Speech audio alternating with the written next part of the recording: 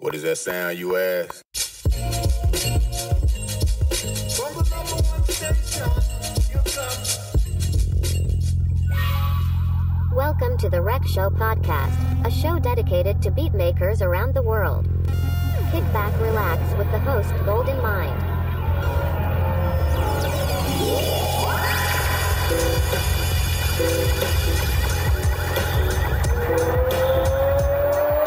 Ladies and gentlemen, this is the main event of the evening.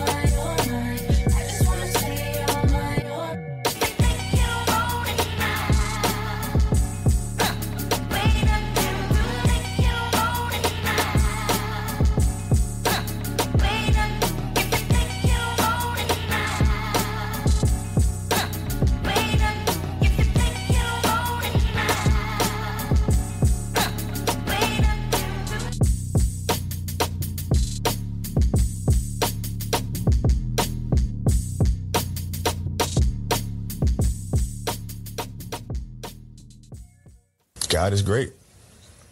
All right, check 1 2. Peace and love, everybody. Golden Mind here. Welcome back to another episode of the Rec Show podcast. This is episode number 95. Yo, we 5 away from a hundo, man. So I want to say thank you to each and every one of y'all for tapping in, man, sharing this on your socials, really enjoying the stories that these artists are telling y'all, the jewels that they drop in and their music, all that type of stuff. So I want to say thank you. Last week, we had Elixir, man, that ill fairy on the show. So I need y'all to go ahead, tap in to episode number 94. And then the week before that, we had Sam Drumlow, Floridian, beatmaker, brand new, but he making them slaps. Week before that, we had J Ideas. That's Indiana's finest. And the week before that, we had Jay Phil, man, from howtomakeverysickbeats.com. Yo, I mean, what can I say? And this week is no different. We got another heavy hitter in the building, man. One of I've been listening to his music for the last year, and I'm slapping myself because I'm late to the party. But hey, I'd rather be late than not at all. So, yeah, man, he's a event coordinator for like 3 different beat event type of things, and we'll get into the history about that a little bit. But he's also I want to say another. Did you get your another degree? I thought I saw you get another degree. I did. Yeah, so he got another college degree, a college graduate. We also, family man. He's a music producer. What else don't he do? I'm pretty sure by the time we get done his interview, he might be an actor in his private life, by the way. So I don't know. Coming to America just came to my head. Oh, I was an actor in my former life. You might be an actor in your former life, yo. But yo, I'm honored to have the one and only Super E+Ro, aka E+Ro 3, aka Erozilla. Welcome to the show. Thank you for coming on, man. Yes. Thank you for having me. I appreciate all the accolades and the beautiful introduction. It's my pleasure being on the Rec Show. You know, I've been keeping you out for a long time. 95, geez, like that's a lot of conversations. That's a lot of sounds you went through. So hats off to you for that, brother. And blessed to be here. Yeah, it's my honor, man. Thank you for tapping in with us, man. And for the beat heads that don't know who you are, they should slap themselves after this show. But for them that don't know, for my mutants that don't know, can you give a little bit of who you are, how long you've been making music, how you even came up with your music moniker, and any affiliations that you might be a part of as well? All right. Well, my name is E+Ro 3. I spell it E+RO equals 3, which is just an acronym for my real government name, Eddie Ross III, aka or now known as Erozilla, which is a funny little pseudonym I came up with my name a couple of years ago because in my mind I was like, no matter who you think is ill, E+Ro is illa. Erozilla. All right. I've been making music a long time. I'd say since the early 2000s, really in the 90s when I really started. But I started sharing my music in the 2000s, particularly I'd say when the MySpace era was popping off, 2007, 2008, 9, those years was when it really started. I exclusively was a sampler when I first started. I'm not exclusively a sampler now. I have learned to play and different things since then. But sampling to me has always been more of a connection between older and younger generations. You know what I mean? I feel like it's my job and my peer group's job to sort of make those bridges, because through society and through different barriers, there is a big generation gap between the baby boomers and the X's and X's and Y's, excuse me. So, yeah. Now, as far as me, I'm based out of Los Angeles, born and raised on the West Coast, Pasadena, California. Rose City is where I reside now for the last 15 years or so. And I've been making music out of Leimert Park for at least 15, 20 years now. Affiliates with Leimert Park Art Walk, Chaos Network, Sankofa City, Project Glow, also The Good Life, and also various ventures that spun off through those venues, such as the Beat Cypher Collective, which was from 2007 to 2010, those years.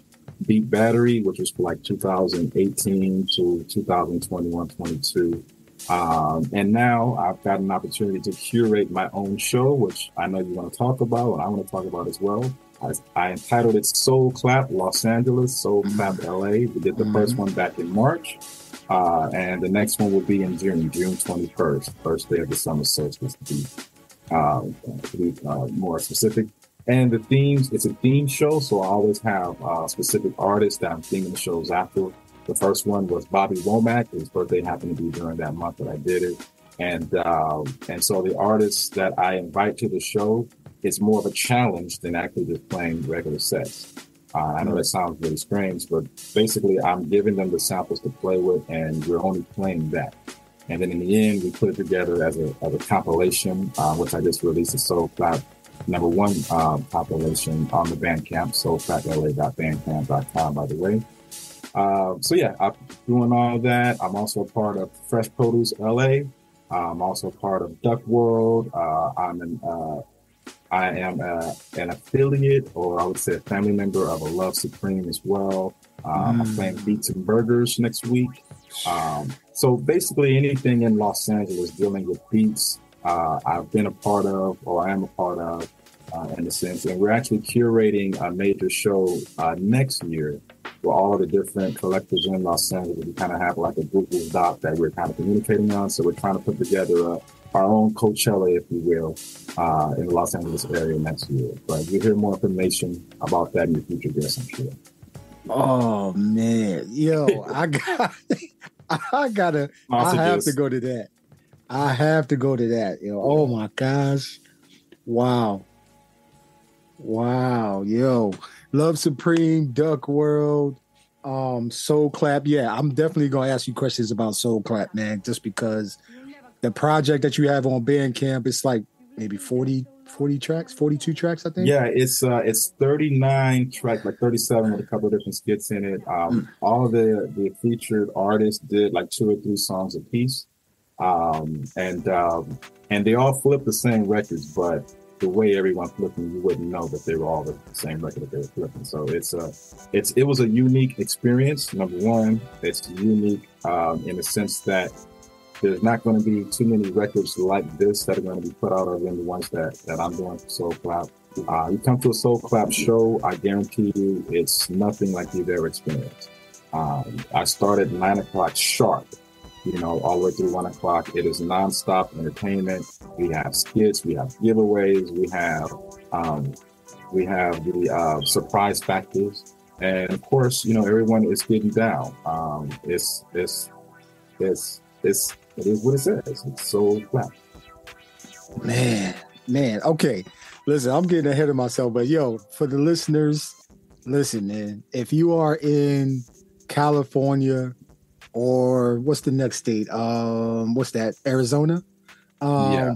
Listen, if you anywhere near those areas, man, make it to Los Angeles, man. I don't know, or California in general. California, man, is on a different level when it comes to community. I know I said this before, but I know New York, World MC, the Donut Lounge is doing their thing. FABC is spread all over, right? The United States, and then also in Toronto. But I don't know what it is about California. Like y'all community minded, man. California, Los Angeles area specifically, it's sort of the mecca of the whole scene, and that's not saying it's only there. Obviously, you just named a whole lot of places where folks, have these communities. But the beat community is different from the other music genres or the other communities in the sense that it's more of a humbleness that we all have towards each other. You know what I mean? Like in rap and hip hop, it started off more with aggressiveness, and sure there was a survival factor when you're dealing with other folks. It's almost like, we were told like, if you meet another rapper, like you guys can't coexist in the same space type of stuff. Where in the beat community, it's more like we want to be with each other. We look at more. I look at you more as collaboration versus competition. You do competition, exactly. Yeah. And it's spread out through the world. There's no real real ill feelings or hatred towards anybody that I know that's affiliated in the beat scene per se. And if there is, it's just it's also an age thing as well.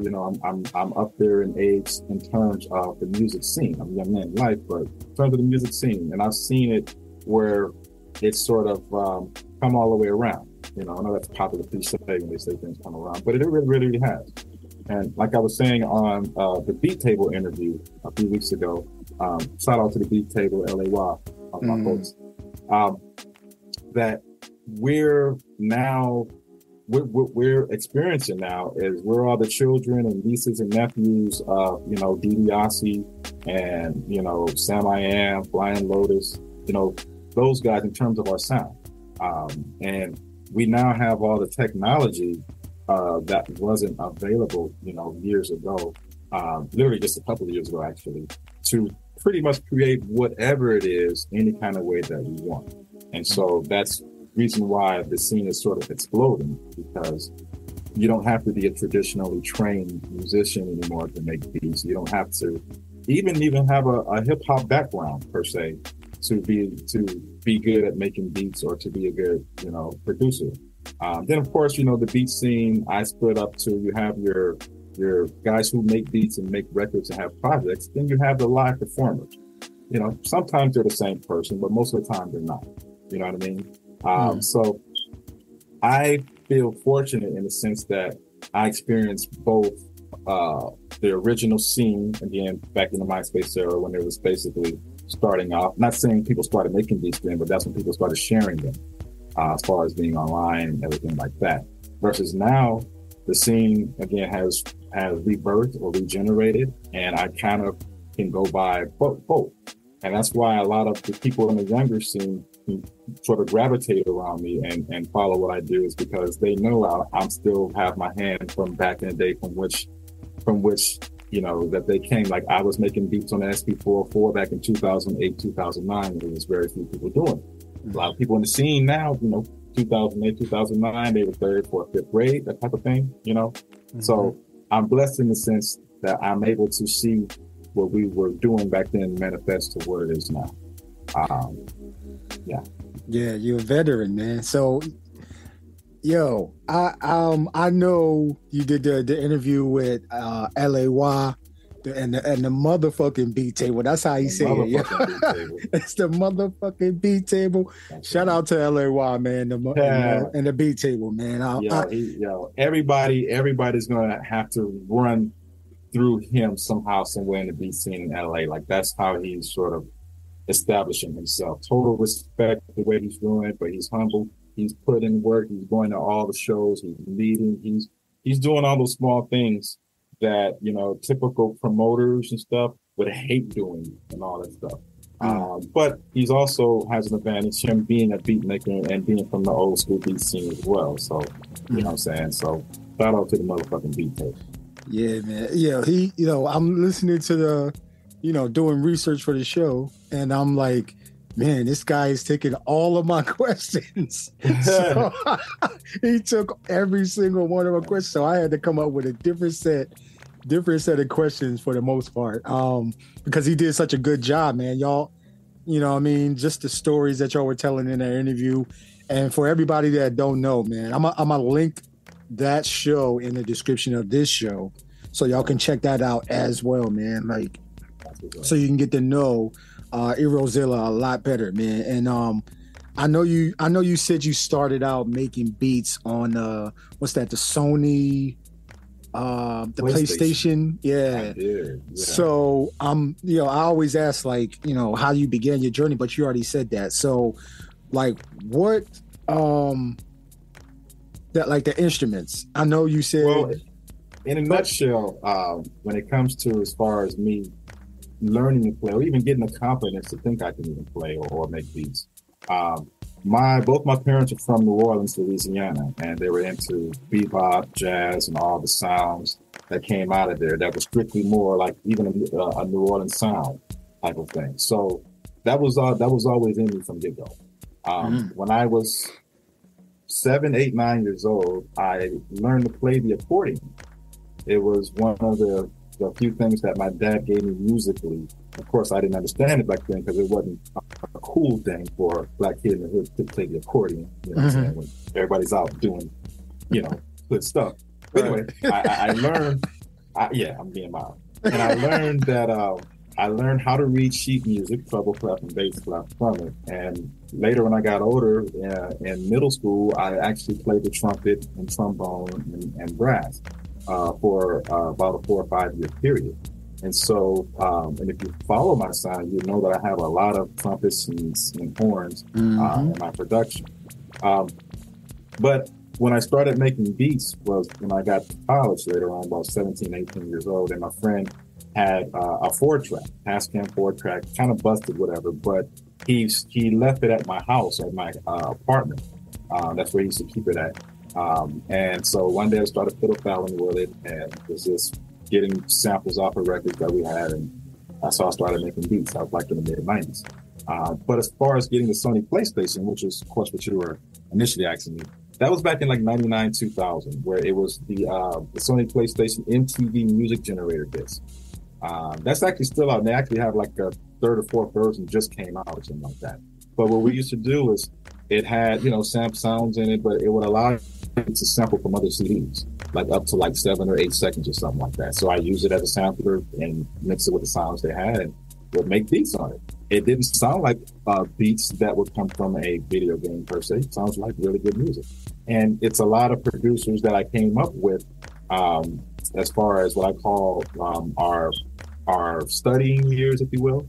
that we're doing the same thing. And if I, told you their names, you'd be like, get out of here with no way. So yeah. So I say that to say that it doesn't matter what you use per se if the music is in you. A good old friend of mine, rest in peace, Ross G. Oh, Ross. He used to say, Ross, yeah. Oh, Ross. He used to say, one of his sayings to me was, it ain't the gear, it's the ear. Right? So I say that because I'm not big on gear. And I think that that's one of the things that people who make music now are kind of getting like lost in, if you will. It's cool to have all this and all that, but it's not changing. It's not changing, giving you or taking away anything from your sound. Music reflects whatever inside of you. You know what I'm saying? It doesn't matter the tool you use to get it out. It's going to sound the way it sounds inside of you once it gets out. Because I say that, they say, what do you use? I say, well, at some point I've used everything. You know what I'm saying? I used to have an MPC. I've used all the software, started off with Reason, Fruity Loops. I used to use Sonar, Cakewalk, all that, SP303, 404, all that. I don't use any of that stuff now. But at some point, I've used it all. And so what's the common thread to all of it? Well, my mind. That's my gear. So if you ask me, what do you use to create music? I said, music is created in my mind. Listen, bars. Straight bars, yo. It's not the gear, it's the ear, man. Like, Raj, I remember Raj G saying that. DiBiase always says that. Knife Wonder says that too, man. It's not the gear, it's the man behind the what do you say? It's the man behind the machine. Yeah. So, because there's magic in creating music, and you don't necessarily want to give that up. It's a certain reason why you don't see some of your favorite producers make music, and you never will see them. It's there's a magic in it that it shouldn't. And it's funny because we're so we have all these cameras and technology. We're so into the lives of the artists as an individual. But back in the day, it was the exact opposite. It was almost like you weren't supposed to know the artist personally and all in their process and stuff. That's what actually made it more special, more great. That mystique. You know what I'm saying? Yeah. I back then, what I'm saying? When I listen to Marvin Gaye, I'm just amazed at his angelic voice, how he does his vocal inflections, how he does all of his ad-lib, all that type of stuff. I don't want to see it. I don't want to, all that stuff, whatever, because then it's almost like, oh, I got to dissect it now. You know what I'm saying? Mm-hmm. I've finally come to a point in my life where I can listen to music objectively now. For a long time, I could not do it because I'm a music maker. I'm too critical on everything I hear. You know what I'm saying? As soon as the song come on, I'm already judging it. That snare's off there. That kick shouldn't go there or whatever, But now it's almost like I can listen, and I can listen to my own music that way too. That's tough for a music producer to do, to listen to your own music from like a third person's perspective or something like that. I can do that now. I couldn't do that for a very, very long time. But yeah. Yo, you are talking like facts, man, because I never seen up until like maybe Fade to Black, I never seen even Timbaland make a beat besides like documentaries or videos and stuff like that. Right. Even Madlib or anything like that. You never seen him make beats. So when you were talking to LAY about how it used to be like an incubator type of thing where Motown would go and you would live with people for like 6 months, and make music that way. Yeah. It's not that way anymore. But but the good thing about technology is now we have things like Zoom and Ableton Live Connect or whatever that thing is called. And people from around the world can connect on a computer and literally make a track from start to finish. Oh yeah. That is, amazing. But I understand when you're talking about the mystique of, making music, because there is a magic. Like I appreciate that magic, or not even knowing all of the techniques, because you're not going to get all of the techniques, all the secret sauces from your favorite beat maker. You know what I mean? Unless they just giving it away like that and they don't care. But well, you know, a lot of people think that they're getting clout and stuff by doing that.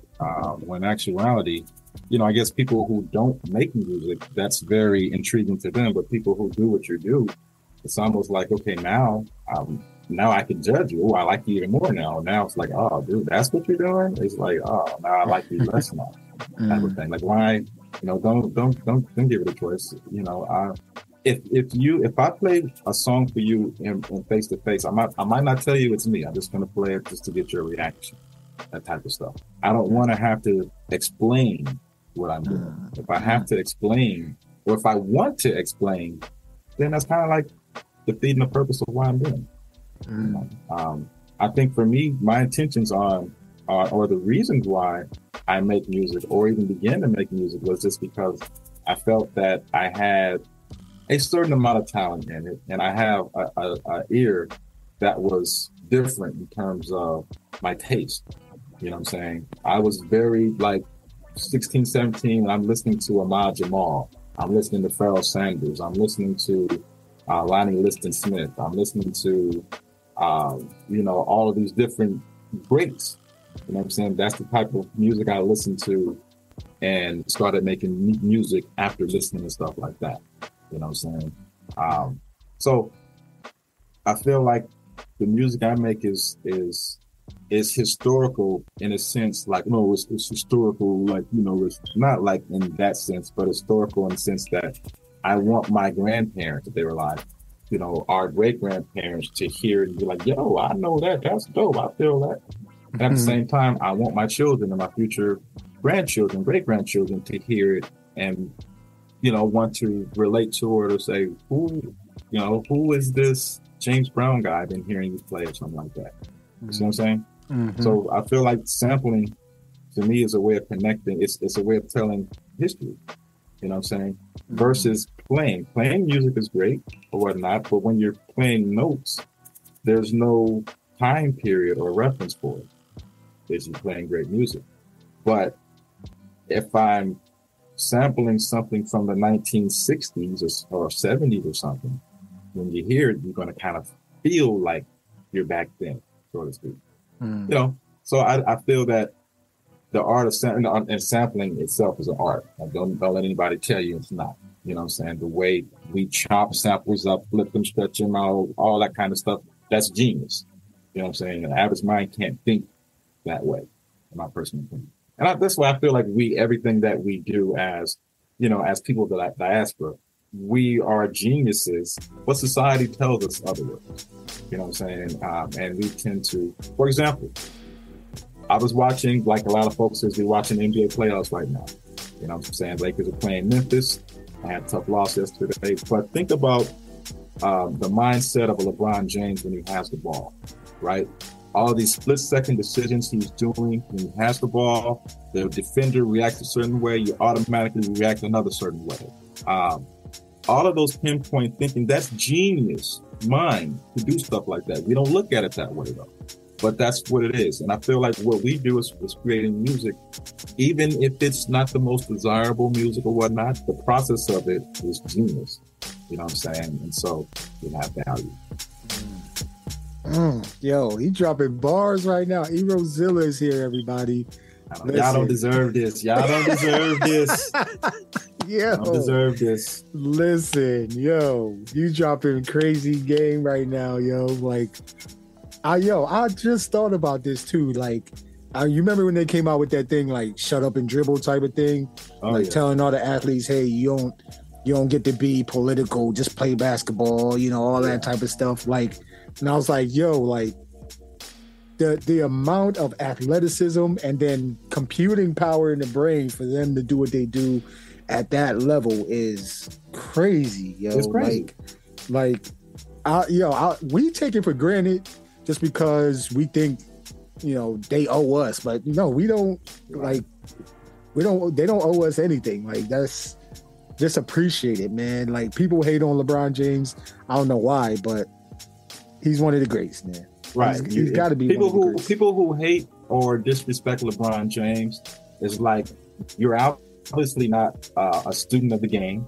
You're obviously not a competitor a sports competitor. If you're a competitor in sports, you definitely should appreciate what he's doing. In the end, he's going to be the only player to do all the stuff he's doing. Over 40,000 points. He's going to have over, 10, 11,000 rebounds, 10, 11,000 assists, over 3,000 or 4,000. Like nobody else is going to ever do that stuff.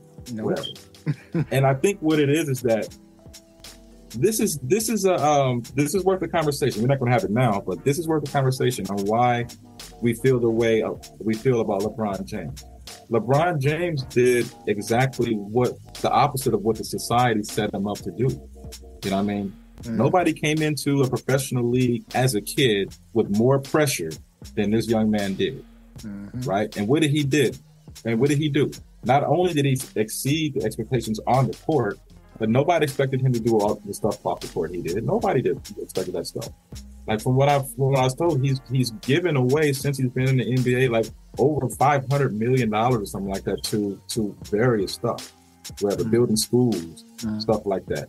So, and he's a billionaire player while he's still playing. He has a good chance of playing with both his sons in the league if he stays healthy for another 4 or 5 years, right? What else does he need to do for you to consider him to be the greatest? The only reason why you don't consider him to be the greatest is because of your love for other players, right? If there was no Jordan, if there was no Kobe, you'd say by far he's the best, absolutely. But it's because we love the other players, whatever. It's like, I don't know. Different eras as well. LeBron is one of the few players who's dominated multiple eras. The early 2000s, the 2010s, the early 2020s, right? Like, that's asking a lot for it. Who's going to pass up the scoring record, right? Somebody who comes in the league at 16, because ain't happening, and he's averaging 20-something points a year for 20 years straight or whatever. You might have a shot at it, but nobody is going to, when it's all said and done, nobody's going to touch this dude. You know what I'm saying? But it's the way that I believe we've built him up to fail. And since he didn't fail, we're like, he's been better than what we gave him credit for as a player and as a person. Yeah, people still can't give him his accolades even after all of that. So again, it's because their love for Kobe or their love for Jordan or their love for whoever. I get that. Yeah. Shout out Sean Sinatra, man. Sean Sinatra is a Laker fan, man. He's a LeBron James head. He was on the show in, what was that, March? So yeah, man, he watching the games, tweeting all the time about it. I think he might be a coach after he get done in the military. But I had to ask you this question real quick because it's like you said something again on the interview with LA Wow on the Beat Table, man, where you were like, if you were gone today, like the music on your hard drive would have just sat there. So the reason you put out as much music as you do is for that fact. So it don't sit there for your great grandkids, for your grandkids, for your your babies right now, for your grandparents. And I know a lot of my mutants right now are like, man, maybe I'm not ready to put out music. Maybe I'm just not at that level right now. When did you know it was time for you to like let the world hear your beats? Well, that's a good question. I put out my first official project in 2009, at the end of 2009. It was a few months after my first child was born, my son-in-law was born. And the title of the project was called Sunshine in the Bag. And of course, I was more happy of, becoming a father and stuff. So, a lot of the songs I put were like child or baby type of samples, if you will. The reason why I felt like I was ready then was because I had all these beats and all this stuff I was putting out on MySpace over the last few years.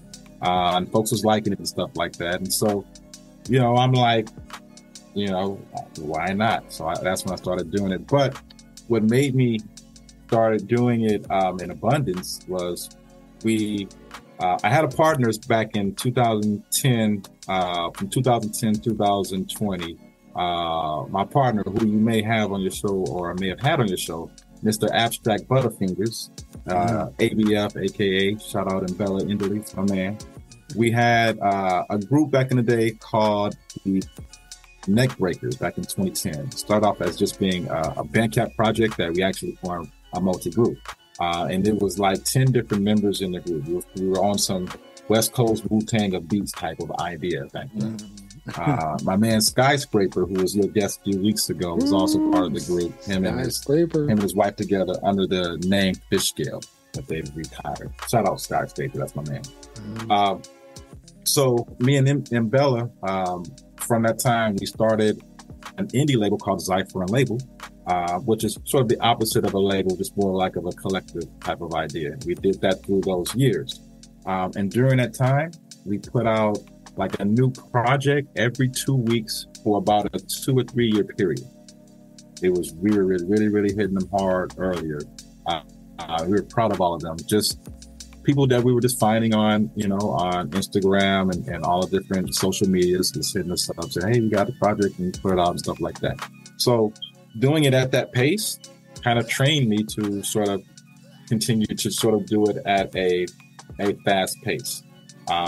Now, a couple of years ago, I had a situation in which it made me sort of realign my life, if you will.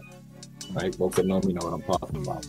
Since then, at that time, it had hit me that, if anything were to happen to me per se, it's not how the typical artist would think or whatnot, but if anything were to, I had a lot of music that I was sitting on, a whole lot that would have never gotten out. It sort of hit me like, wow, like I got to get this stuff out and whatnot. And so ever since that happened, I'm starting to I'm not putting the projects out right after I make the music, but I've sort of became Prince with it, if you will. Like I have a library of different projects, and it's like I just pulled them all out and I separated them by months as far as how I'm going to release them throughout the year, going to the next 2 or 3 years. And so, and each project is full projects. All my projects usually have about 20 to 24 tracks, or usually 5 or 6 minutes long each. That's another story why I make my tracks so long and why I have so many as well. Oh yeah, I got a question about that. Yeah. I was going to ask you that, but go ahead. But like I was telling the LAY, the music just reflects what's inside of me. I got a lot of music inside of me, and I just don't feel comfortable sitting on music anymore that I know should be out. Now, in terms of when it's released, now that's a different story, because then I really don't have any real expectations other than my immediate, folks who follow me, other than them getting it. Other than that, if it reaches new heights and stuff, great, really is. But again, as far as my goals, as far as who it reaches, that's for the universe to decide. It's out of my hands, per se, and I'm okay with that. So I don't really check like numbers and stuff like that after I release it. I really don't, to be honest. I would like to, of course, sustain enough income from my projects to ensure that I can continue doing them, obviously. But it's not like I have a goal financially or anything like that with my releases. It just feels right for me to release it. And when I release the project, it kind of seems like it's appropriate for the state of the world when they sort of come out, in my own mind, I guess. Because once again, you're a historian. So, so right now, like Elixir, the Ill Fairy, man, she said something last week that stuck with me. She said, when she creates, it's kind of like creating a world, a different world where the listener can go to, put it on, and just go to that world and just be in that world when they're listening to the music. Do you create your music that same way for listeners? I do. I would recommend the listener to, you got 2 or 3 hours, of course, to listen to the records from beginning to end. They're all themed, and each song kind of lends or leads into each song. So of course I would like for you to get lost in it. But also I want it to be like a underscore, or like, a soundtrack to whatever it is you're doing. You know what I mean? My music is pretty calm, tranquil, mellow. So if you like clean the house type of stuff, I tend to think that my music is more more mature sounding than than a lot of other artists in the scene per se. So it may not have that, you know, that energy or that energetic fire. I mean, I do have some tracks like that, of course, and I have different genres of music that I've made for that reason. But for the most part, I'm really on some chill, sit back, light one up, close your eyes, meditate, get into your own head type of music. Yeah, well, like some of your albums, and I'm gonna get to asking you about a couple of them, but like when I'm listening to your music, like you're right, like it is just a sit back, enjoy it, man. And it's, you know what I mean, like it's not a 55-second songs, you know what I mean, like you literally are layering each track with you know what I mean, with different sounds, and you know, like that's, and it's emotional. I don't know about anybody else, but for me, when I listen to your music, it's emotional, and then it's goosebumpy at the same time when you do. So, oh man, I'm getting ahead of myself because I'm gonna ask you about a couple albums, man. Man, when I was listening to them, man, I almost shed a thug tear, man. Yo, so let me go back. I'm gonna use a soundbite for my next project, but you know, continue. Hey, do it. Y'all feel free, man. So, okay, so I remember you saying in the previous interview that you started, because I always ask about the pillars of hip hop, and you started with b-boying. Yeah, I was like a lot of current artists now. I came from a breaking background, and not to say that I consider myself a breaker or a b-boy. I am a b-boy. I can dance. I still got it. You know, the old man just not as flexible like I used to be. But yeah, I used to. We used to go to school with cardboard boxes back in the day. You know what I mean? I was telling a story on the beat table that we had in my street. I grew up in Linwood, California, right outside of Los Angeles, south of Compton, north of South Davis, to give you a geographic reference in LA. The street had, you know, regular concrete street sidewalk, but there was one particular square that was really, really smooth. I don't know why, but it was really smooth. So that's where we actually learned that's where we would have our break circle right there. So we would do our, you know, all of our roundhouses, all our windmills, backspins right there, practicing. So we go to school, bring the cardboard box, and we just bust it out, you know, during lunch or during whatever it was. So yeah, I did that growing up. I wouldn't say that, you know, I was professional at it or something like that. Just a kid that just loved dancing. So that was probably my introduction to the culture as a whole. I did rap as a young kid. It was more or less just freestyle and have fun. Like back in the day, you know, the radio station KDAY, which is 93.5 now, but back in the day, it was 1580 AM. It was the only rap station, or the only station back in the day that would play rap. And so they would always have, you know, the call-in hours back in the day, like you would call in, and, you know, you would either beatbox, rap, whatever. And so we would call in, me and my buddies, and, you know, we would play whatever beats that were available at the time, whatever was out, and we would rap over it on the phone, on the radio. So we used to do that a lot, type of stuff. But I got into the idea of producing music, or the idea came, I told this story as well, as after I saw the video for Rocket, Herbie Hancock's Rocket. This was back in, I don't know, 83, 4, 5, back then. And, you know, Herbie Hancock, you know, does a lot of different genres, mostly known for jazz and all that stuff, whatever. But Rocket was very experimental at the time because it had all the hip hop elements for a jazz pianist. You know what I'm saying? It had the scratching. It had it's a sound in hip hop that it sounds like almost like a I can't describe it, but it was all the 80s rap music had the sound, and it had that in there. He had the electronic synths going.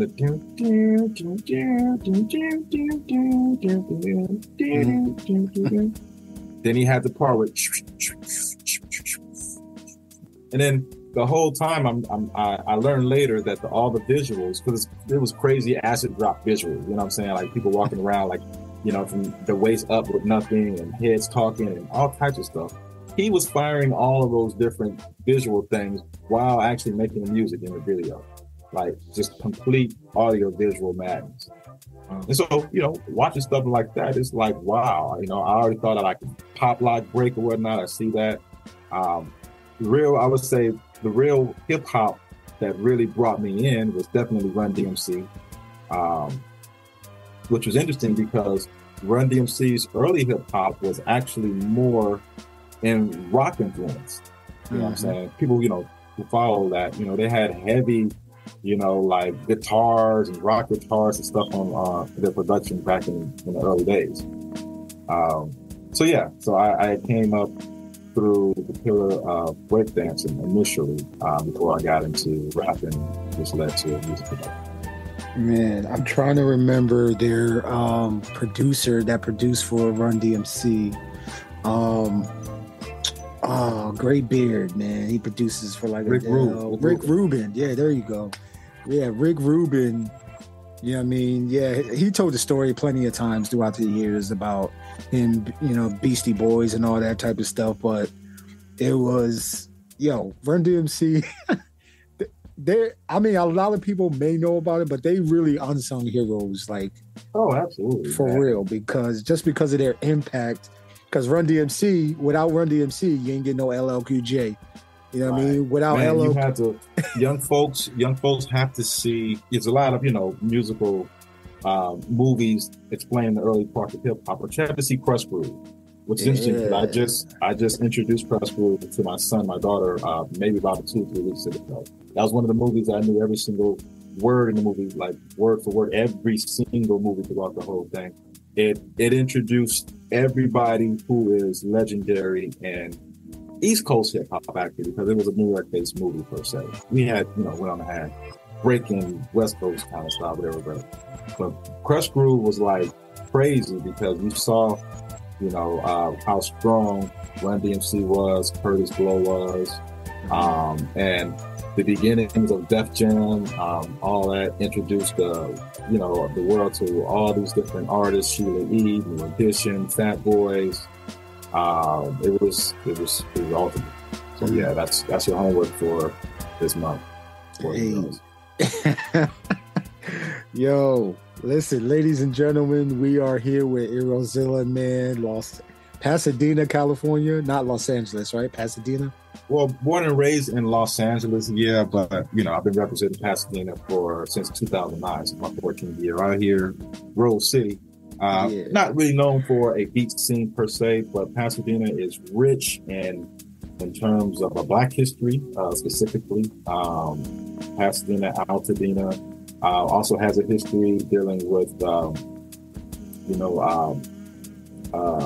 technology in terms of jet propulsion laboratories here in Pasadena. A lot of celebrities back in the days lived in Pasadena just to get away from, Hollywood and LA and stuff like that. So back in the day, it used to be kind of suburban. Not really suburban now, but that's what it started off as. Yo, can you name, and if you're able to, I know it might not just be one, just because you have a wealth, a treasure chest of like information and history in your head, but can you name like one beat that as your like greatest of all time, or it might be a couple? Oh, one beat. When you heard it, it was just, it just blew your mind, like you didn't even know what you were listening to, type of thing. Like you were like, yo, what is this? Who making it? How did they make this? I would say my favorite group of all time, and actually there's a lot of different production references to these producers, unconsciously actually, Organized Noise Productions. But my favorite beat of all time is probably Elevator's Outkast. The drum pattern, the snare, that huge like closet sounding reverb. You know what I mean? Bass line, when they sang the melody based off of it, it was just that particular beat. They've had mad crazy beats, whatever, but that one was a game changer. And I think that was probably the song that changed that catapulted them as well. I think that was the first or second single off the second album. They were already large at the first album, but they were mega stars after ATL. So yeah, that's my answer. I'd say Elevators beat. Man, 8th grade, I got the cassette for Elevators. Me and my brothers and my cousins were like, what the free? We from Jersey, so they from ATL. We like, yo, what is this? Yeah. We had to we kept listening to it over and over and over again, man. It was like, it just blew our minds, man. Like how they did that. And I can't remember who created that beat. I gotta look that up. But yo, man, like that's I know that their producers for the first album was Organized Noise. Second album, they broke away and started producing for themselves. So that particular track could have been produced by Andre and Big Boy themselves if it wasn't produced by. I know it was all made in a dungeon. You know what I'm saying? So it all came from the same camp, if you will. But yeah, that one song was just kind of crazy. A lot of their, I used to like I like soulful production. You know what I mean? I would also say you can't front on Goody Mop's first song. What's the name of it? Cell Therapy. That doom. Very, very simple drum. You hear the like a river sound or something like that. Then the bass line comes in, doom. It's crazy. So Organized Noise Productions, now that I'm thinking about it, is probably one of my biggest influences in terms of music production. It was just, I don't know. They were out of time. Like they're producing in the 90s and 2000s, but they sound like they're from the 70s. And they were really aliens, just from their sound selection and stuff like that, man. And man, they were on like a different. I don't know what they were on, man, but very underrated. And the GOAT talk, very underrated. Very rarely, everyone goes to your typical Pete Rock, DJ Premier, RZA, Lord Professor. All of great fire producers, but those guys together, Organized Noise is just, and they, as you saw, they made multiple genres of music. They've won awards for producing for TLC, Waterfalls. I'm like, how is a hip hop production? that type of stuff. And then, shout out to Organized Noise Productions, ATL. I know a lot of cats out here in the West Coast are not that familiar with their sound, but if you think about it, their sound kind of defined almost all of Southern rap at a certain point. If it wasn't, No Limit sound or Cash Money sound. But yeah, and they were on some, I've always been on some, outer space, intergalactic, thing, and they had like the whole sort of storyline to go with it. Planet Stink Only is the name of the studio. I'm like, dude, y'all are just next level. And Outkast is my favorite group because I feel like they made an effort to look like the music. You know what I'm saying? Sounded crazy, whatever. Look at Andre, like he was an artist. You know what I'm saying? Like he was, of most rappers, in the history of rap, I believe Andre 3000 was the most in his character as a rapper, and I think that he was too good for his own good. That's probably why he can't create, and he's not, very like he's in his own words. He's not very confident right now as an artist today. I'm like, he did it to a point where it's hard to top that or even come close to it. Organized Noise, everybody. Yo, that's another jewel that we just dropped, man. I might link. I think there's a organized noise documentary too. There is. Yeah, I think I saw The that. Art of Noise or something like that. Seen it many times, and it is beautifully done. Beautifully done. You know, they have, you know, as we touched on earlier, they have that cohesiveness of recording together. Like I was saying, you know, back in the day when they'll all be in the house, or whatever, they had that at the dungeon. You know, they had a spot in one of their, you know, mom's basement, like literally underground, like no roof, no floor on the dirt, whatever. It just run electricity plug down there. They had that. And it's almost like you can hear the love and cohesiveness in the music that they make. You know, you just hear it. You know, kind of hard to explain. Yo, so speaking of that, as being something that you would recommend people watch, I got a lot of mutants and beats when I say that, that are like on this journey of music and discovering how to, you know, create songs and tracks and how to produce and do all these different things. But you having a wealth of knowledge, is there, or would you recommend somebody like watch something, read this or listen to this to kind of help them along in their journey? Good question. Well, it's really, really tough because there's no real starting point in making music or creating music. First thing you have to have is the want to do it, and you have to have a certain I don't give a fuck of what people think type of attitude to really, really do it effective. You know what I mean? You can't be too conscious about going about it, because then you're trying to worry about how people are going to react, which would be more than you actually doing it. So I don't know, like, there's no real easy way to get into it. I would say, you know, start with something. You have a lot of easy softwares right now that are very user friendly. You know what I mean? Koala, the Koala app, you know, I know a lot of you guys talk about that, but it's don't get much easier than that. You know what I mean? Just an app you can have on your phone that can literally sample any sound that's on your phone, or it can sample stuff that's not on your phone, and you can input in there. It's a DAW on your phone where it actually allows you to construct and make beats and stretch stuff out and edit, stuff like that.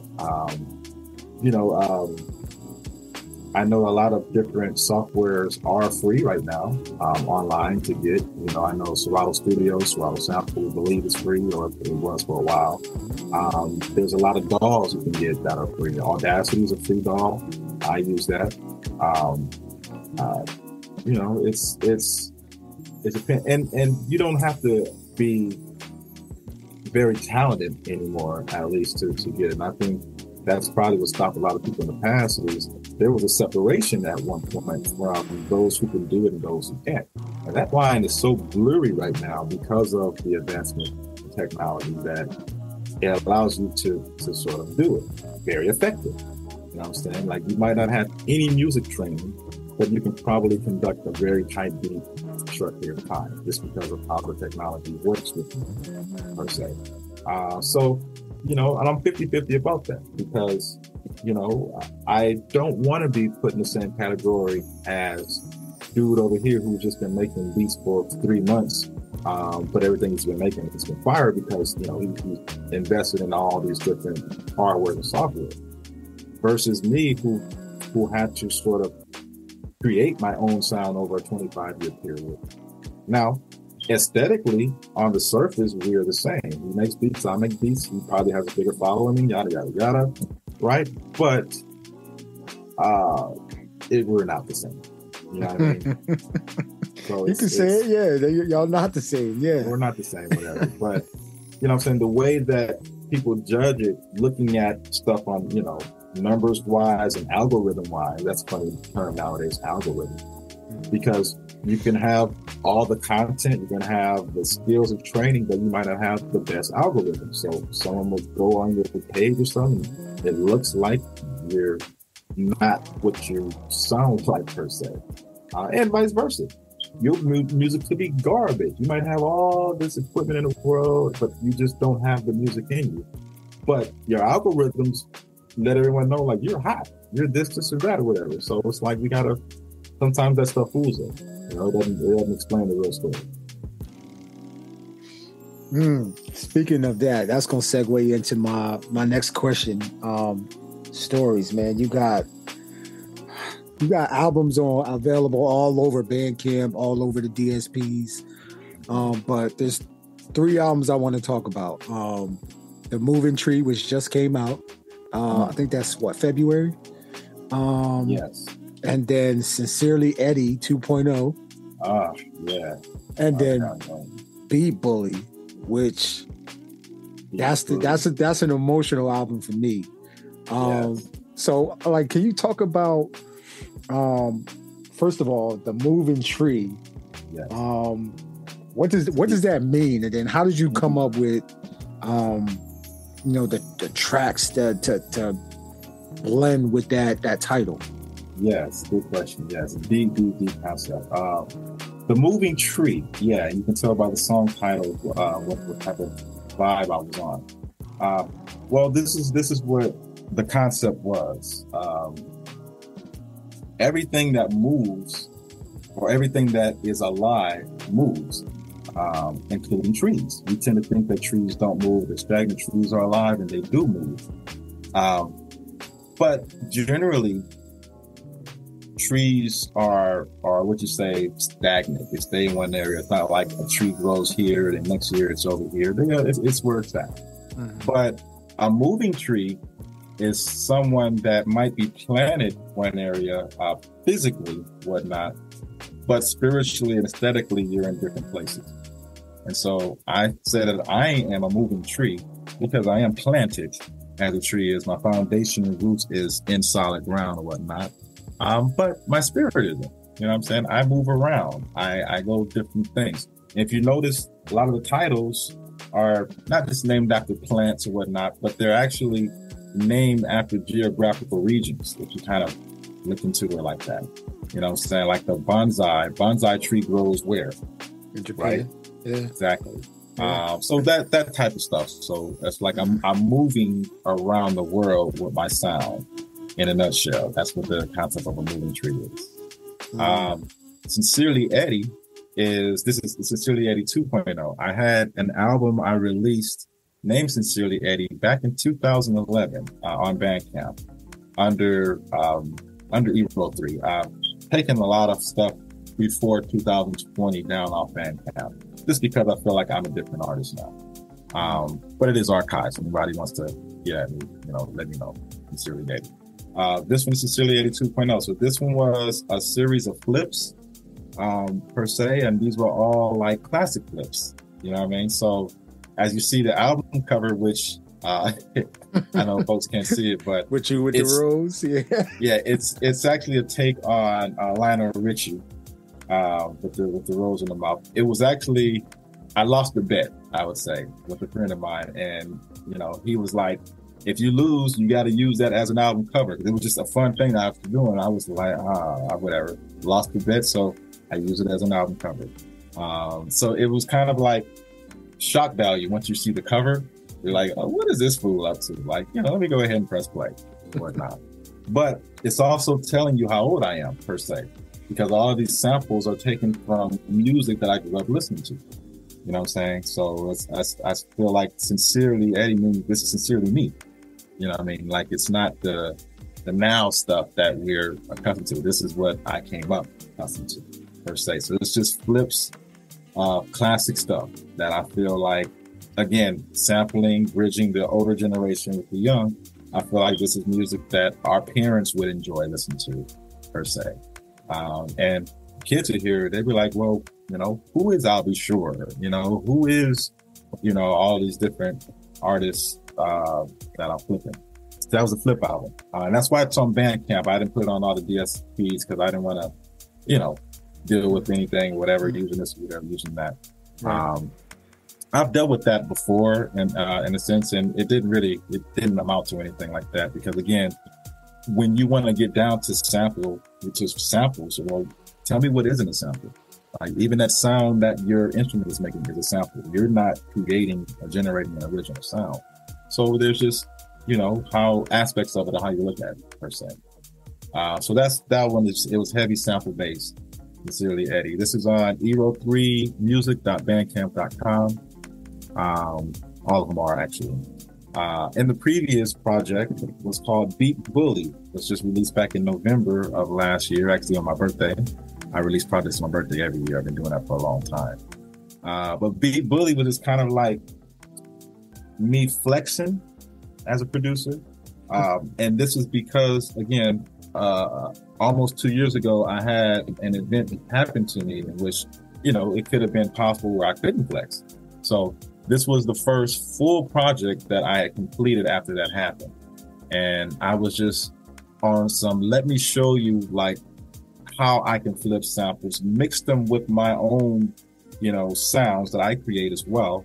But I'm also going to sample records that you might be familiar with the records, but you wouldn't think I would sample this part of it.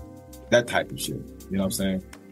It's like you've heard this record before, but like I didn't think anybody would sample this part of it. Like, that's the part everyone overlooks to get to the sample. That type of thing. So yeah, I'm just kind of just flexing, as a beat. But I feel like it was a subtle message to everybody in the scene. You know what I'm saying? It's like, my personality is kind of the opposite of what this record is. You know what I'm saying? I'm very laid back, non-confrontational at all, whatever. But I feel like Beat Bully was like on some real musical, like this nigga is really, really good. Mm-hmm. Yeah. You know what I'm saying? Like that, right. And ironically, it had no vocal samples in it throughout the whole album. First record I've had with no vocal samples at all. It was just, I wanted you to fall in love with just the music, the beats, like no gimmicks at all. That's just what it is. And that's why all the tracks are just titled Beat Bully with different numbers. Yo, like, like when you said, yo, I'm just flexing, like you flexed the fuck out of this album, because I was like, I'm listening to it while I'm at work, right? And I'm like, yo, like I feel like I want to sit down and just release tears, pent up tears, like frustration, like happy tears. Like it was that type of emotion when I was listening to this album, man. So yeah, man, like thank you, because it was a combination of all these. It was like I was celebrating at the same time. I was a little mad on certain tracks. I was very festive on some. You know what I mean? Some of them a couple of tracks I just sampled stuff just to sample. Like it had no business being on a record per se, but I made it sound like it's supposed to be there per se. So yeah, it was just a fun album to do, just to show the world. Like it wasn't themed as far as, any aesthetic theme like I normally do. It was just like, this is just me. The cover is a picture of my face, like this side picture of my face. It's more or less like shut up and press play. I don't want to talk. I don't want to talk. Just press play. Yeah, let the music talk for you. Yeah, man. Because I sent out like every now and then I'll send a tweet out to be like, hey, who are some beat tapes or some instrumental albums I can listen to right now? And you sent me one, and it was that album. And I was like, all right, let me listen to it. Okay. That was it, man. It was probably right when I dropped it, or right after. Because usually I'll send it around, or I'll post stuff from my records like first week or so after that. Then after that, I'm already on to the next project. Mm-hmm. Yeah, man. Yeah, amazing job on this album. So for everybody listening, man, Beat Bully. Actually, check out all his albums, man. Support on Bandcamp, man. After you support on Bandcamp, go to the DSP, stream the music as well. Get the cassettes, right? Because that's what I'm in the process of doing that right now, is getting the cassettes. And what's the organization that you because the organization is with you're talking about Bonding Tapes. Bonding Tapes out of San Diego. Shout out my man Real Rosario. What up, Will? I'll talk to you in a minute. But yeah, Bonding Tapes. This is a guy that has so much love for music, man. He's done a lot of projects on the strength, out of his own pocket, a whole lot of them. He's put out so much stuff. He had some health issues he went through a couple of years ago, so we're glad that he's, back feeling great. He has a blog called, I believe, Joyful Noise or something of that nature. That's beautiful. He buys and supports cassette tapes like every week, and he's reviewing them all the time. So, yeah, the whole cassette tape culture is something else within the music culture, because people ask like why do people not into the beat scene? Why do you put out cassette tapes? Or why would you do that? Like nobody has cassette players now. Well, that may be true. However, people like to collect stuff from artists just because it's their stuff. And so a lot of tapes that I know I have sold people or people have bought, I'm pretty sure they didn't put it in a cassette player and play it because, I have the music available online. So they have the files of them. But it's just more or less a physical product for artists. And to me, it's like, it's more special if you buy my tape versus downloading the record. To me. And L.A. Ross says, yeah, I bought some tapes. He says, some I won't even play them.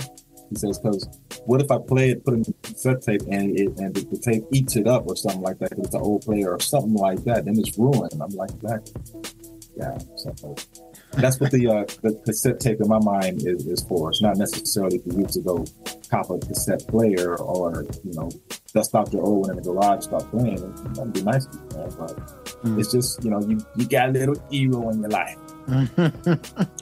Got you, man. Yo, I'm a link bonding tapes, man. I'm gonna link that in the description of the show too, man, so people can go there. There's like some of the artists that I've seen that have cassettes on that label. Crazy, man. I need y'all to go check this out. But yo, man, getting back to it.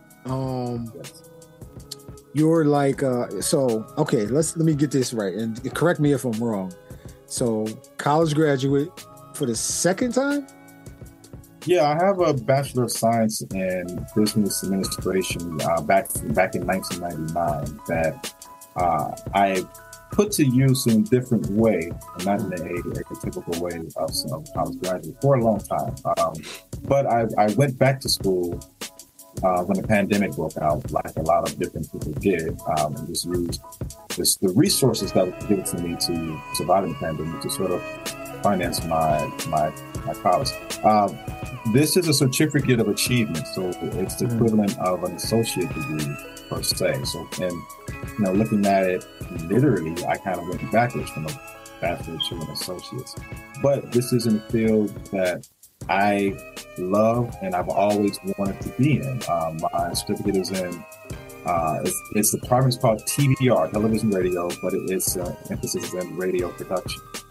And I interned with a local radio station last school semester. It was actually a nationally syndicated station.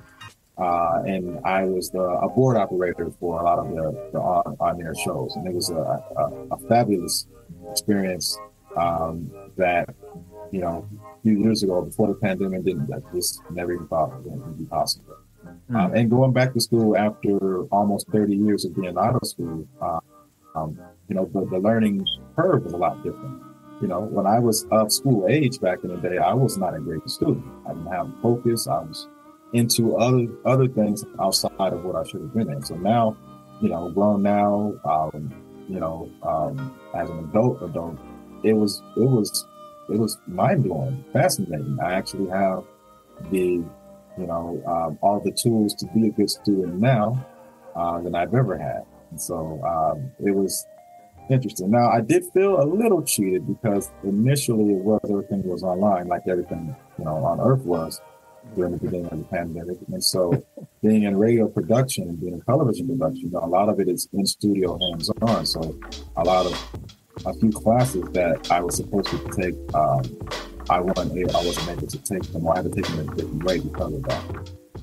But overall, though, it was great. I just finished. I'm actually still have another week to go, finally, right now. But yeah, it was more like just being a good example to my children. Particularly my son. My son's in middle school now, and that's when, particularly boys, we start finding school not that interesting or whatnot, or other things start taking our focus and stuff like that. So I wanted to show them that, yeah, even the old man, after all this time, can go back and finish something that I started. So I think it was very inspiring for my children to see it. We had the graduation, or the black graduation rather, last week, and it was special. My mother came, my wife, my children. So I had generations of everyone that I love there to see this. You know what I mean? So that was my reasons for going back to school, and it's been one of the best decisions that I've ever had. And being in class with 19, 20, 21-year-olds, you know what I mean, at my age, and we're talking about the now world, just to hear their perspectives on it was mind-blowing.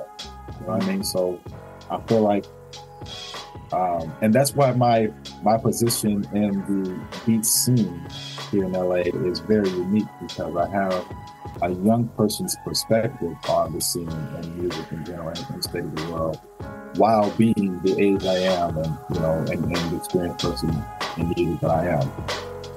Yeah, probably comes through in my sound. Yo, man. Well, congratulations on receiving that on that award. But you're also a family man, event coordinator, a live performer.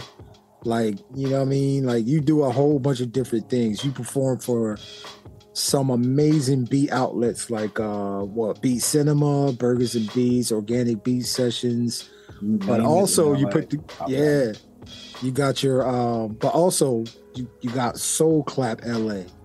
So, and you're active as heck. But for everybody that may not know you and Soul Clap LA, can you just give a description of, and actually you did that earlier, what Soul Clap LA was, but I'll give you a little more clarity on what it's about. Because again, it's meant to be more of an umbrella for the scene. That's when I was formulating it, because I want to invite all the different collectives to be a part of it at some point. And I feel like I'm a part of all of the different beat collectives in LA, California, for that matter, and in an indirect way. So it's really for the scene. Soul Clap is based on a theme which we're flipping exclusively soul samples, and the themes are all soul. So the artists are soul artists, strictly of my choosing. The songs are of my choosing, but I'm asking everyone to flip.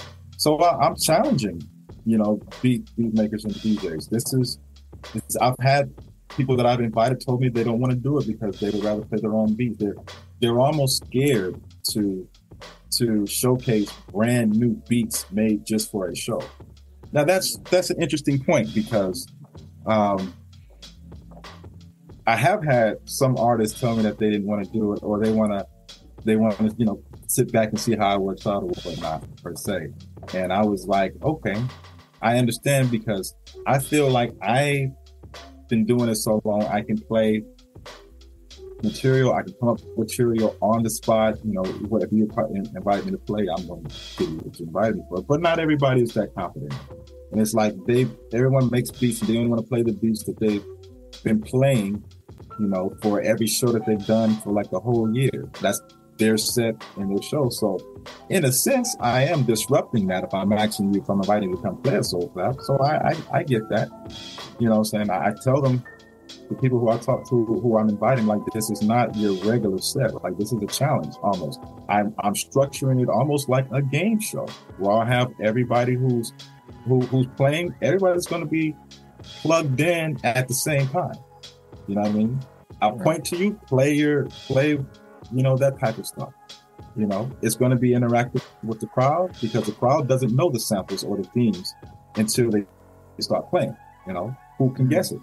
I tell my guests or my performers, we're going to have raffles for the audience. So bring something, bring a CD, bring a tape, bring a shirt, bring something, bring something, and we as artists, we can be in it as well. that type of thing. So it's something for everyone. Even when I'm having breaks in the shows, whatever, I have something else going on in between there. So it's a like I was saying on the beat table, it's a pre-produced type of show. So everyone has their assignments per se. That's everyone. Sound crew, the visuals guy, everyone has their assignments on what it is that I'm hoping, everyone brings to the table. And then once we play it, obviously it's going to be a very unique experience. If you have all these artists all flipping their own interpretations of a common artist or a common song, and then afterwards, I'm going to put together a compilation of everybody's work to commemorate the show. So if you do Soul Clap, bro, chances are you don't remember me. Everybody who did Soul Clap 1, I guarantee you, anytime they hear Bobby Womack, they think of me. And the compilation is out right now on Bandcamp. Compilation is out. soulclapla.bandcamp.com. It is the hottest, most unique type of compilation that you're probably going to hear in a long time. I can definitely say that. It's a little something for everybody on there. Listen, just the talent on this tape alone is like mind blowing, man. Let me. I'm even gonna start from the top. I'm gonna start from the bottom and go right ahead. Yo, man, you got yourself, Black Guy 9, Sachil Pages, Jet Lag Trav. Shout out to Jet Lag Trav. Najee Head, the OG man, Kershaw, T. Einsoft, man, my guy, Duck Girl, like, okay, why, yo,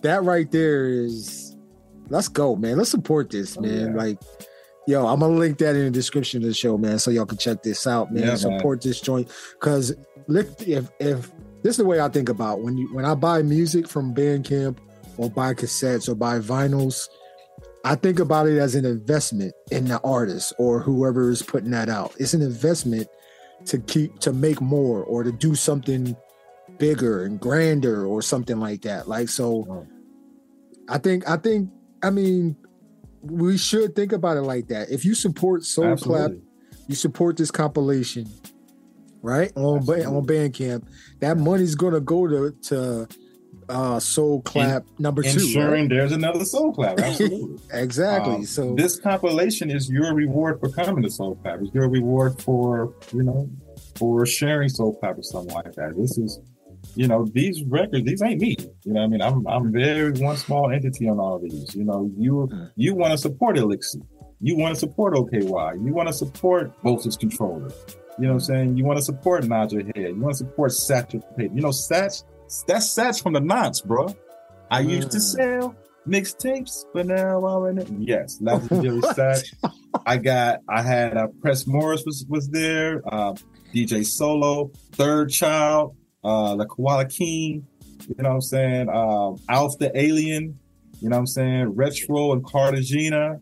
In fact, their interview is going to be on Beat Table as well. Along with the other artists, I had a open ox right in the middle of the show. You know how a lot of beat shows have the open ox before everything starts, whatever. I had it right in between the ciphers. So when you played your open ox, everybody was fucking there. You know what I'm saying? So I had OKY for that. I had Third Child for that. I had DJ Warlock 1 came in for the open ox. Clopsy of Duck World. It was just mad love. Everyone loved it.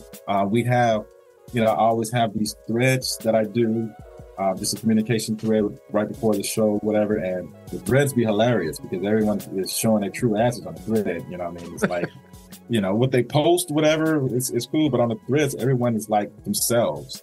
You know what I'm saying? So, yeah, man, I love the scene. I love everybody that's part of it. It's just growing, bigger and bigger day by day. And, I'm just here to connect and to share what I do and what others do as well. Yo, E+Ro, man, we appreciate you. I know I'm not nowhere near, Los Angeles, but from what I see and then what I'm listening to right now, man, I know there's probably a lot of people copying this sentiment right now. We appreciate you, man. Thank you. Seriously, yo, because you're not just doing it for self, man. You actually doing it for others. You know what I mean? And that's the best thing we can do anyway. That's what we're here for, is for others. You know what I mean? We're not here for self primarily, you know what I mean? So thank you, man. Oh, absolutely. Thank you for having me. Thank you, everybody, for tuning in. Thank you guys for the past support. Anything you want to do, like I said, I just graduated from school, Venmo, PayPal. I saw that. I saw that tweet. Soul Clap LA. I'm just saying, just putting that idea out there and whatnot. But no, but all in all, I appreciate it. Continue doing what you're doing, Goldmine. The Rec podcast, the Rec show is definitely a part of the beat scene in a major way. You're covering everybody from what I see, and you will cover everyone from what I see. The interviews, they let people, sort of just let their hair down. I was just listening to the one you did with the Elixir just the other day, and it was amazing. Like just how open and how free she felt to do that. And a lot of these artists I was just naming earlier, I know them sort of, through online and whatnot, but I know them all individually in my own little way and whatnot. And by the time, everyone hears this, which will be Sunday, I will have done, there will be a Ladies Love Loop show, another one at the Beat Cinema. That's actually tonight. So that's tonight, yeah. That's actually tonight. Yeah. So Ladies Loves Loops. Shout out to Kershawn, Elixir. Shout out to Duck Girl. Shout out to, Ladies Love Loops, all the female producers, Beatmakers, and all that. Tomorrow, there's also a couple of shows. One of them I'm a part of is called Not Evil, which is going to be going down at the Love Song Bar. So again, when you guys hear this, that means I have done it a couple days ago. Whatnot. I'm also doing a show with Elixir, with the homie Frankie Jackson Nomad as well. So that's going on. In the next couple of weeks, we're going to have I'm doing a show with AC Alone and ATLients entitled AC Alone Presents at the Stowaway in LA. It's going to be on May 13th. Make sure you look out for that as well. That's right. Legendary AC Alone, a Freestyle Fellowship, is having a series of shows, and I'm one of his featured producers. Shout out my man Eddie Hayes. You know what I mean? I'm doing a series, like a few different series of remixes right now. I'm on the remix tip, by the way. So I'll share a couple of them every now and then, but the algorithms be algorithming when it comes to remix. You know what I'm saying? So a lot of times I'll put it up and I'll post like, yo, enjoy this for the 3 minutes is up before they take it down type of shit. I'll figure out a way that I can get that out there. If you're not fortunate enough to see me perform them live as well. And I take pride in my live performances. If you guys have ever seen me or will see me, whatever you see, I become the music part of it, physically and everything. Not just up there, just playing music by my head, looking down at my machine, like, a lot of folks do. That's because that's how they saw people doing beat sets over the years. So that's how they subconsciously started doing it. Like, no, I remember when we played beats back at the Beat Cypher, we would make sure you get into it. You in the crowd, I'm looking you in the eyes. I'm dancing when the beat breaks down, that type of stuff. And I think that one thing that's worked for me is that people see me enjoying myself when I'm playing my own music. And that kind of makes you like me a little bit because you see that I am enjoying myself playing music. So that's, maybe that's some tips for you, for you live performers and you future performers, is enjoy what it is you do. You know what I mean? Because, there's aspects of what you do that only you can do, and people want to see that. They don't want to see you be like somebody else, or they don't want to see you. And that's a tough lesson to learn, as an artist. my curve was, I remember when I started playing beats and I would see other people doing sets. I'm like, ooh, I would like to do it like him or whatever. And I would do what he's doing, whatever, and no response. And one day I'm just like, I didn't know what I was doing. I'm just playing my music the way that I normally play it, like I'm creating it. And I look up and everybody's standing clapping. And I'm like, oh, snap. Like, y'all want to see me just be me, flaws and all. You know what I mean? So, yeah. And what we think, and here's the last thing when it comes to our individual taste. What we think is hot is not necessarily hot in the ears of the rest of the world. You know what I'm saying? So a lot of times what I found is my throwaway shit and shit that I really, really don't care about too much is usually what people gravitate towards the most for some reason. And the stuff that I put the most work in and very articulate this and it's very detailed oriented, folks are here like, it's the yin and yang of doing what I do. I'm still trying to understand that. Be serious about it and no jokes. What was that? Yo, I'm still trying to understand that concept. It's like, why do they gravitate towards the stuff that you didn't really put that much effort into, but the stuff that you put your blood, sweat, and tears in, they like, it's meh. I can't explain that. I mean, I think that, in general, the human ear is very simple. And, at times we can overly complicate the music that we're creating sometimes. Probably don't know it sometimes, but sometimes that could happen. And sometimes simplicity works. You know what I'm saying? Yeah. Man. So, okay, listen, I'm a lot of stuff happening right now for you. I know you got like 5-10 performances lined up between now and the end of May, maybe even June. And secondly, I want to say thank you for those kind words, man. I'm just doing what I love, man. I love talking to you, fellow artists, man. I just love, you know what I mean? I like knowing stories. Like, I like stories, I mean, everybody's, I think we got away from stories for a little bit and everybody was just giving opinions and stuff like that. But stories matter, man. Stories for the artists matter. So, but I did want to ask you this. What? Like, what's the best thing about linking with these different beat events and performing in front of crowds, no matter the size for you? Just sharing my gifts. I like sharing my gifts. I like to see the effect it has on people who hear it. You know what I'm saying? I like to move people per se. And we need it. If music is healing, you know what I'm saying? We need it. And I think that since we reverted socially, you know what I mean? And I'm sorry about that. No, you're right. Yeah.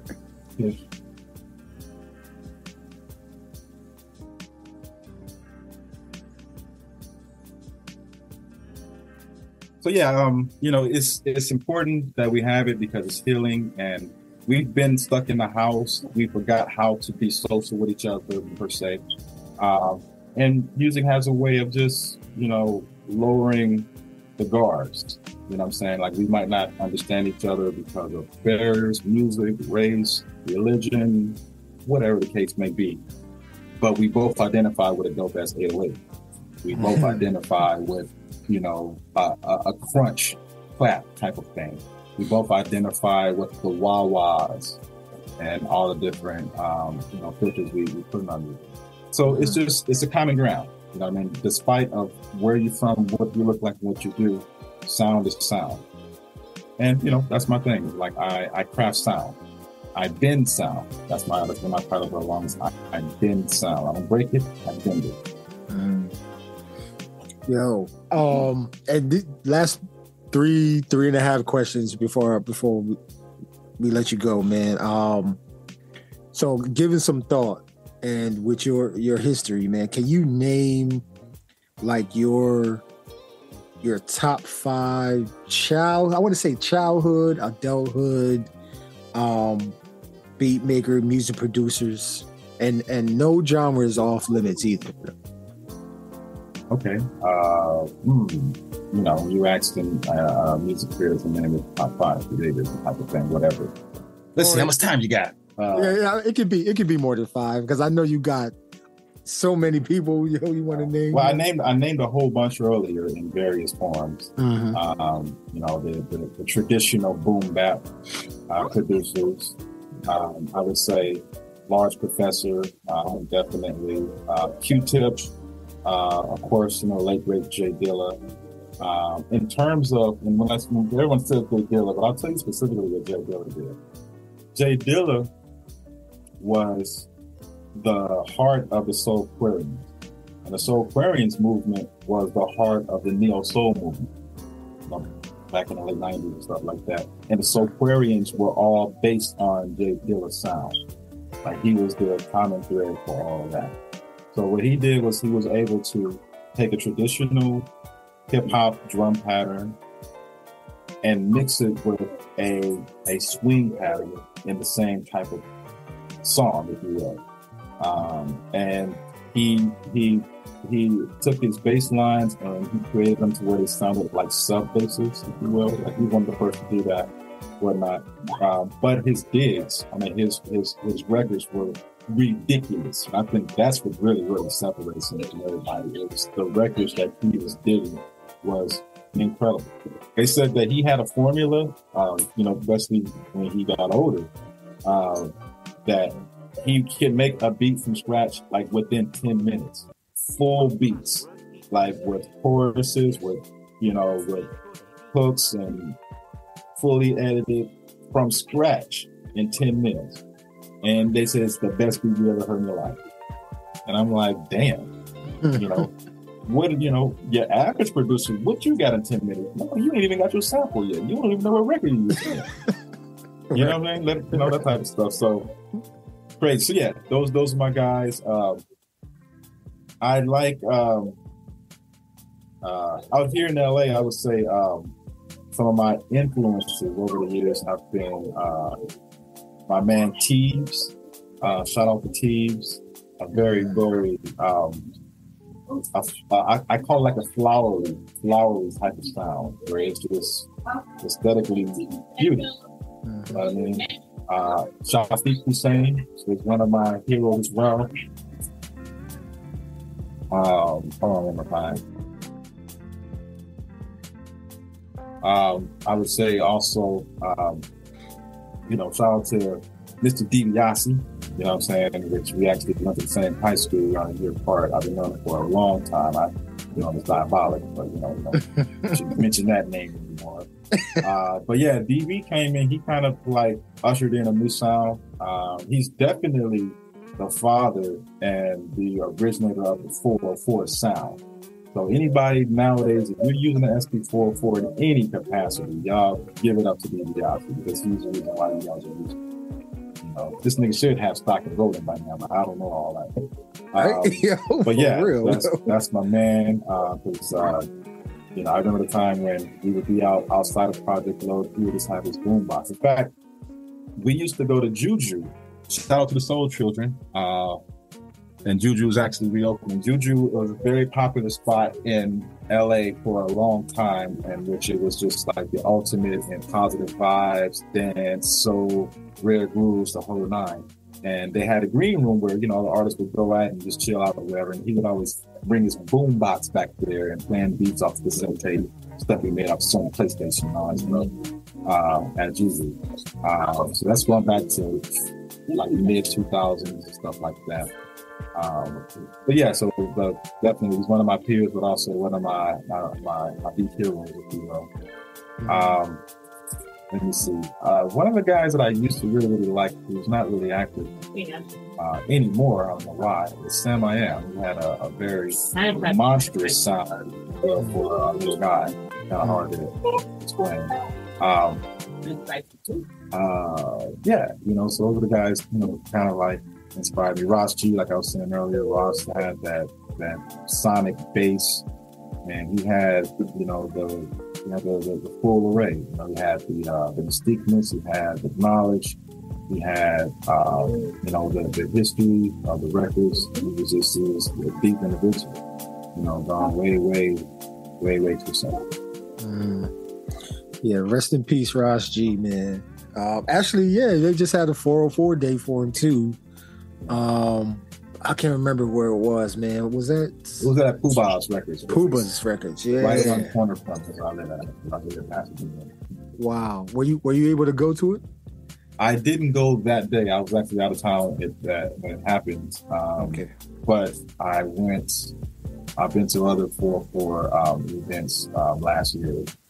I did actually 404 post, which we did a commercial together back in 2008 for the Beat Cypher Collective. And so I posted that real short, 30-second clip shot by my man Shucks One of then television. Shout out Shucks. I've been killing it out in Japan. He's not there for a while now, but one of the premier video guys back in the day. He actually has old footage of Beat Cypher Collective from 2008-9 that I'll eventually found them and eventually share one of these days with everyone. So yeah, those are a few of my beat heroes. That's what actually to do. If you're able to, because I remember you talking to LOY about something, man, and it struck me. I was like, yo, I gotta ask him about this. You were talking about how you were curating like the Beat Cypher Collective, Beat Battery shows put together for Beatmakers, and folks who love beats and instrumentals. But can you talk specifically about the mindset that's needed when it comes to like manifesting your ideas? Yeah, well, you do have to have the mindset for it. You just have to sort of think past right now, if you will. If you're serious about curating a show, you have to have your basic foundations on what it is. You have to have a place to have it. You have to have the sounds to make it happen. You have to have the right aesthetics in place, and you have to have the right people to do it. And, you have to have the right resources to make it all work. You know what I'm saying? You have to sort of think about them like they're individual parts of the show.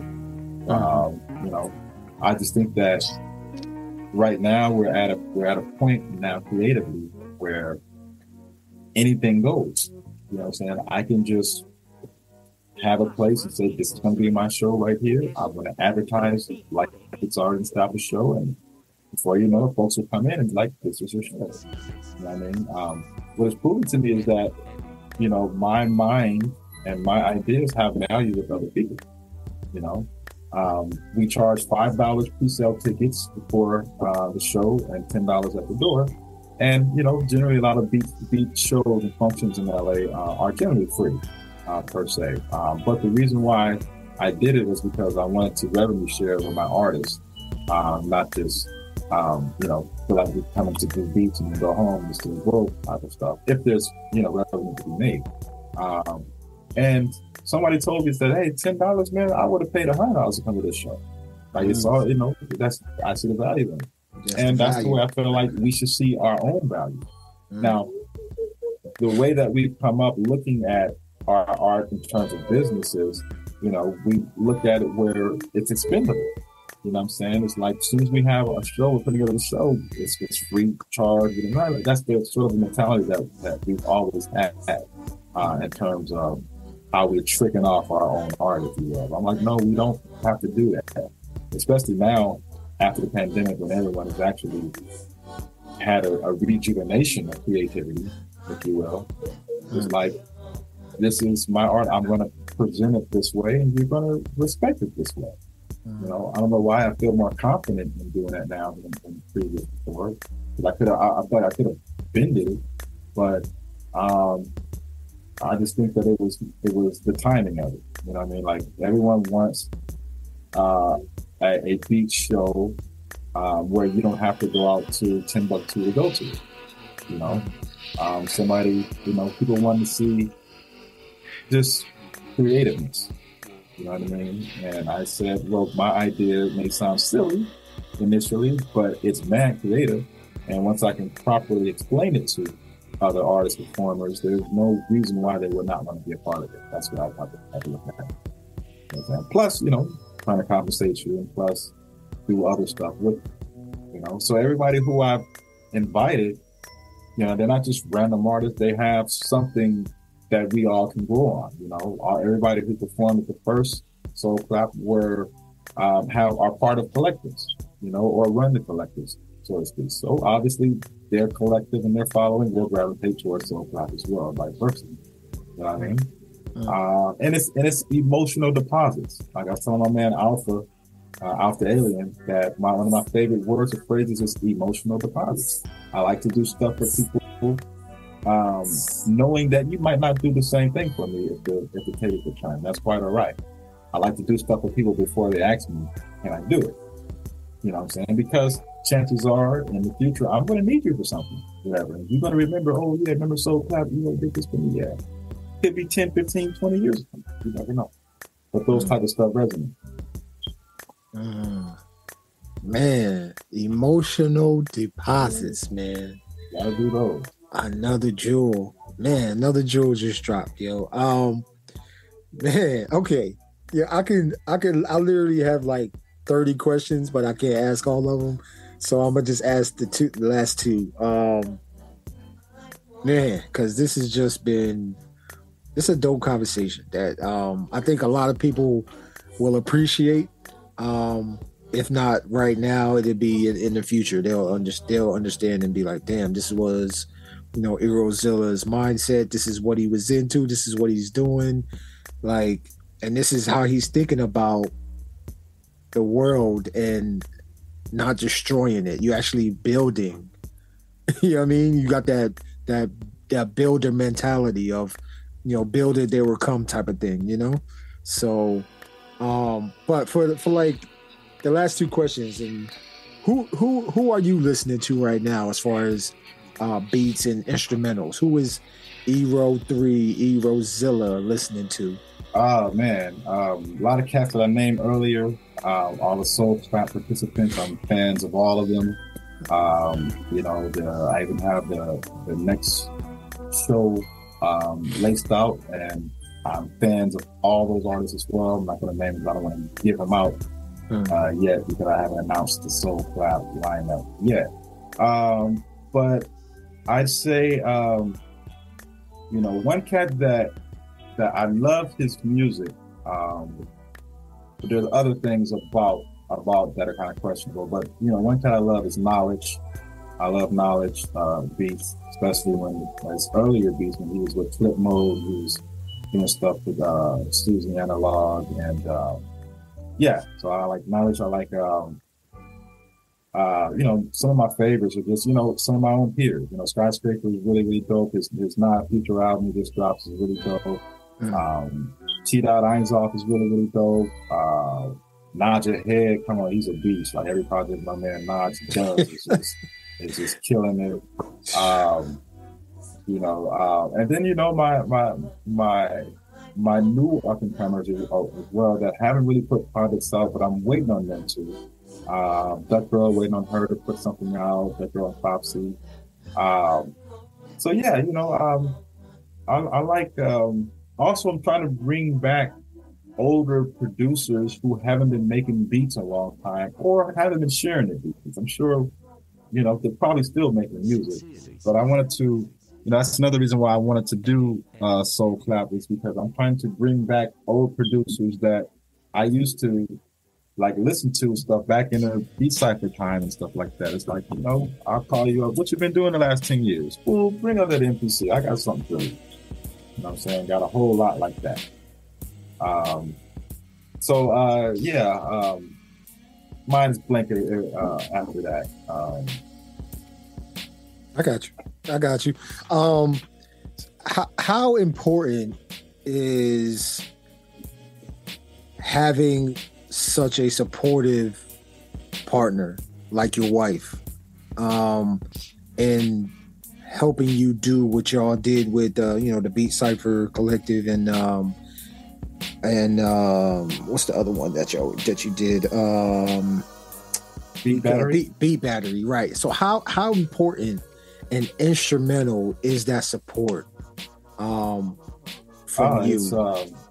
It was for me. It was imperative, but in general, to have, as far as, I think the most important part is someone to check your pride and your ego when it gets out of line as an artist. You know what I'm saying? You need someone to give you a humble point or a focus point, per se. When you think you're more than what you want, more than what you really are, per se. So I think the counter energy of, having someone to build you up and support you, especially when you're not feeling hot, whatnot, but also to deflate that bubble when it's too big. Come back down to earth. You're not, all that. So that's important to have versus, when you don't have a specific person to do all that, then you got to go by, your friends and family who might just be all yes people, as far as you're concerned, or whatnot, who might not be able to be that honest with you. And there's a level of vulnerability that you wish you can have, that you can share with somebody that, a lot of people don't have. Even in relationships, you might not even have that. So that's kind of important. And that allows you to, be free with your creation. All right, man. Erozilla, lastly, man, what should the internets look out from you besides your performances that you have coming up? I know you're gonna have some albums coming out. How can people get in contact with you and your socials and stuff like that? Right, and any final thoughts? Well, I got a lot of stuff that I just recently released over last year, this year and next year. Going to be, big years for releases. I just released a single called New Lease Part 2. It's actually a couple of days ago. It's on all streaming platforms. Concept of New Lease is, once you have a life-defining event, and after that, you kind of have a new lease on life. So I had that a couple of years ago.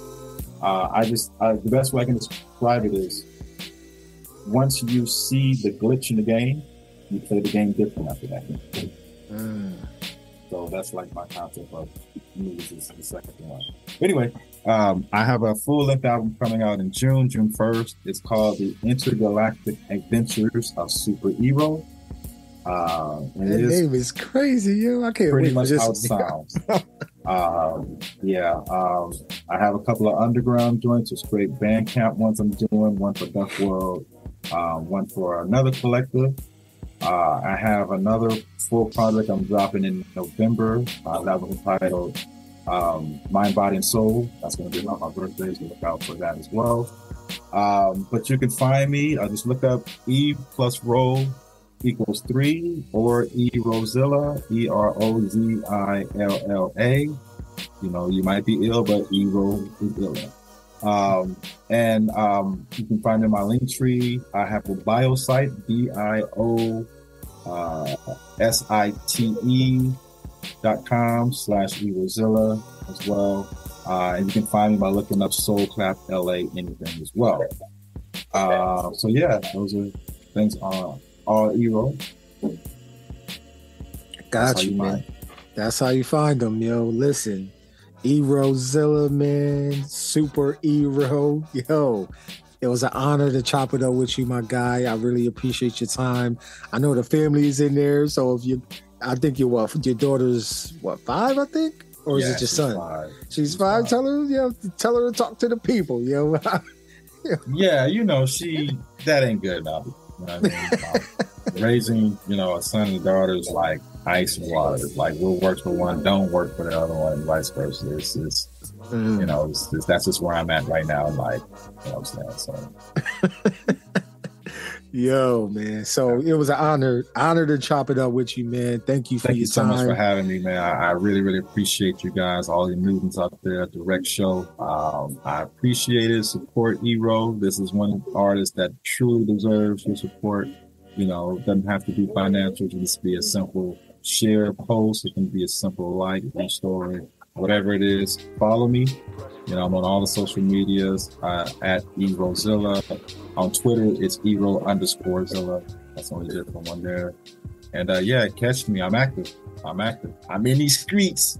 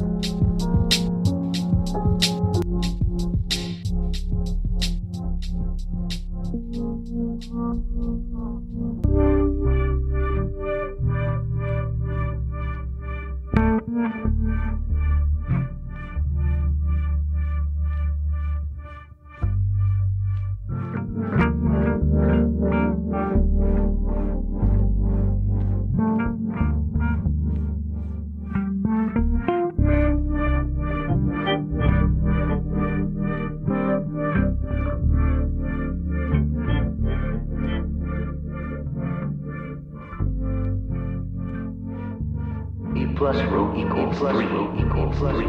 The moving tree, the moving tree, the moving tree, the moving tree, the moving tree.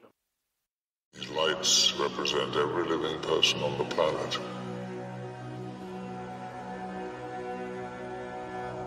The white lights are humans. And these are the mutants.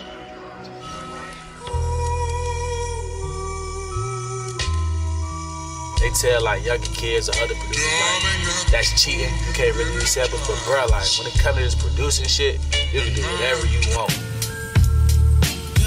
You've been listening to the Rec Show podcast. Be sure to subscribe, like, and leave a comment. Remember 3 things. Believe in your music. Take care of your mentals. Become the best version of yourself. Until the next one, Golden Mind signing off. Peace and love, yo. To be the best, you got to work overtime. To be the best, you got to work overtime. These young boys getting better. This is not like the NBA where you can retire. Like this is, you have to keep going.